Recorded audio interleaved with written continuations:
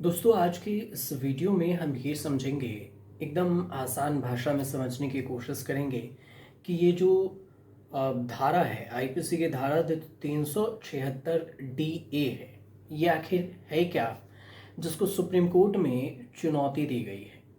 तो ये अभी फिलहाल जिस भी नए धारा में केस दर्ज होती है वो बीएनएस की धारा होती है, लेकिन चुनौती दी गई है 376 डी धारा को। तो सुप्रीम कोर्ट में क्यों इसे चुनौती दी गई? सजा में छूट पाने का जो अधिकार है उससे ये जुड़ा हुआ मामला है। तो इसको हम समझने की कोशिश करते हैं कि आखिर मामला क्या है कि सुप्रीम कोर्ट में ये पहुंचा। सबसे बड़ी बात यह है कि जो सुप्रीम कोर्ट है उसने नाबालिगों से जो गैंगरेप की बात होती है, सामूहिक बलात्कार जिसे कहते हैं, उस मामले में जो शेष जीवन है, बाकी के जीवन जेल में गुजारने की जो दोषियों की सजा है उसमें छूट देने की जो अधिकार है उसको अंडरलाइन करते हुए एक टिप्पणी की है। सुप्रीम कोर्ट ने जो बात कही है वो काफ़ी अहम है, क्योंकि इसे आप भी जरा ध्यान से सुनिए और मैं इसे वर्ड टू वर्ड पढ़ के आपको बताता हूँ कि सुप्रीम कोर्ट की तरफ से क्या कहा गया। सुप्रीम कोर्ट ने ये कहा कि यह न केवल संवैधानिक बल्कि वैधानिक अधिकार भी है।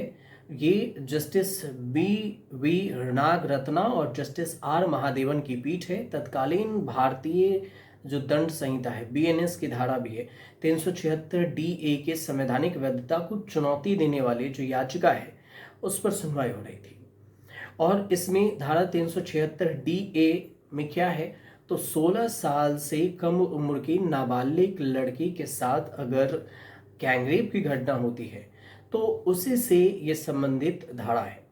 मामले में जो पक्षकार हैं उस पक्षकार बनाए जाने पर का जो अनुरोध कर रहे याचिकाकर्ता है उसके तरफ से जो वकील है उस वकील का ये कहना हुआ कि जो धारा 376 डी है, इस डी के अनुसार से जो सत्र अदालत के पास आजीवन कारावास देने के अलावा कोई अन्य विकल्प नहीं है। सिर्फ आजीवन कारावास ही दिया जा सकता है, मतलब ताउम्र जेल। इसका अर्थ है कि उस व्यक्ति के जितने भी बचे हुए जीवन हैं वो पूरी उम्र जेल में बिताएगा।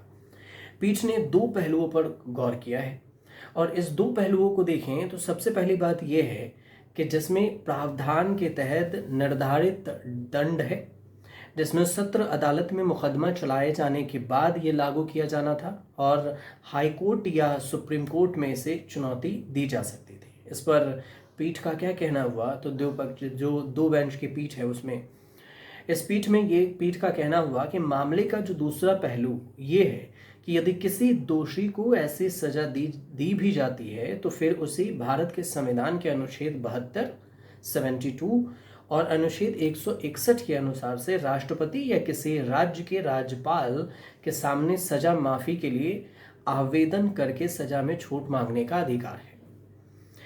मर्सी पिटिशन जिसे आप कहते हैं, मर्सी पिटिशन देकर अगर सुप्रीम कोर्ट भी सजाए मौत भी दे दे, उम्र कैद की सजा भी, तो उसके पास एक राह बचता है, वो है राष्ट्रपति के पास मर्सी पिटिशन क्षमा याचना मांगना।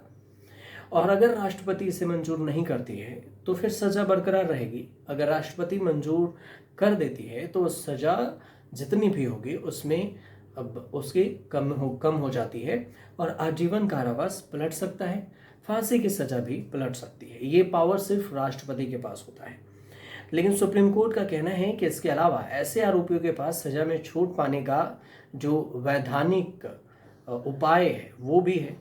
पीठ ने कहा कि इसलिए सजा में छूट पाने का अधिकार न केवल संवैधानिक अधिकार है बल्कि एक वैधानिक अधिकार भी है और प्रत्येक राज्य की जो सजा है उसमें छूट की नीति है, जो तब भी लागू होती है जब सजा आईपीसी की धारा 376 डी या फिर जो धारा 376 डी इन दोनों के तहत में आता है।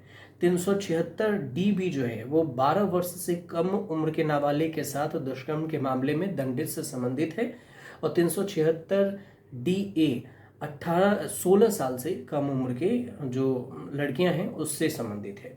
दोनों में जो सजा है और शेष जीवन उम्र कैद की सजा ही है इसमें, और इसमें छूट के तो अधिकार नहीं है, जो इसमें राइट्स नहीं है राज्य के पास भी। लेकिन सुप्रीम कोर्ट में जिसका जिक्र हुआ उसमें वकील का कहना हुआ कि आईपीसी की धारा 376 डी के तहत जो निर्धारित सजा है, इसका अर्थ ये होगा कि दोषियों से संबंधित कोई भी ऐसी परिस्थितियां नहीं है जिन पर विचार किया जा सके। तो पीठ का कहना हुआ कि केंद्र ने आईपीसी के धारा 376 डी का समर्थन किया है, केंद्र सरकार ने, और इसके बाद सुप्रीम कोर्ट ने 376 डी ए के तहत सजा में एकमात्र प्रकार के जो निर्धारण है उस पर याचिकाकर्ता द्वारा जो कानूनी प्रश्न है उसको खुला छोड़ दिया, और ये भी कहा कि इस पर उचित मामले में विचार किया जा सकता है। अब सुप्रीम कोर्ट विचार क्या करेगी ये तो वक्त के साथ पता चलेगा कि उसकी टिप्पणी क्या है, क्या कुछ विचार करती है।